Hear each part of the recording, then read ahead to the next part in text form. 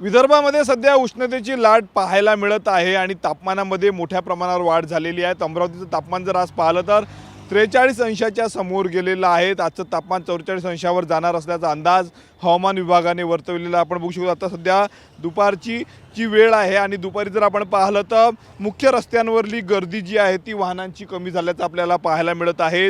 उन्हाचा पारामध्ये मोठ्या प्रमाणावर वाढ झालेली आहे त्यामुळे अमरावतीकर जे आहे ते सध्या घराबाहेर पडत नसल्याचं पाहायला मिळत आहे। महत्त्वाचं अत्यंत महत्त्वाचं काम असलं तर अमरावतीकर घराबाहेर पडताय, नाही तर मग सायंकाळी जी आहे ती आपली कामं करायला बाहेर पडत आहे। आपण दृश्यांमध्ये बघू शकतो मी सध्या अमरावतीच्या अत्यंत महत्त्वाच्या राजकमल चौकामध्ये आहे आणि अत्यंत मार्केट या चौकामध्ये आहे। गजबजून हा संपूर्ण चौक ग्राहकांनी जात असतो, परंतु दुपारच्या वेळी जर आपण पाहिलं तर गर्दी मात्र या ठिकाणी पूर्ण ओसरलेली आहे। अमरावतीकर जे आहे ते घराबाहेर सध्या पडत नाही, कारण तापमानात वाढ झालेली आहे। आगामी काळातही अशाच पद्धतीने पुढील 5 ते 6 दिवस जे आहे ते तापमान राहणार असल्याचं सांगितलं जातं। दुसरीकडे दुचाकीस्वार घराबाहेर पडत असताना आपली पुरेपूर काळजी घेत असल्याचं पाहायला मिळत आहे।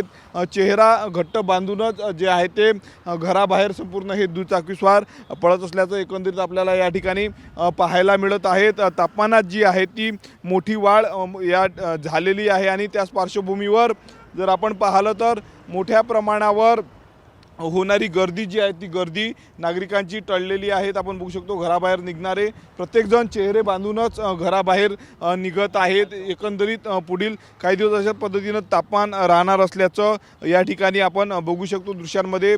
प्रत्येकजण चेहरा बांधल्याशिवाय घराबाहेर पडत नाही आहेत, कारण तापमानात वाढ झालेली। तिकडे अकोला असेल, यवतमाळ, बुलढाणा, वाशिम या पश्चिम विदर्भातील 5ही जिल्ह्यामध्ये तापमानात जर आपण पाहिलं तर एकंदरीत मोठी वाढ झाल्याचं समोर आलेलं आहे। कॅमेरामन निकेत दहातोंडेसह मी स्वप्नील उमप, TV9 मराठी, अमरावती।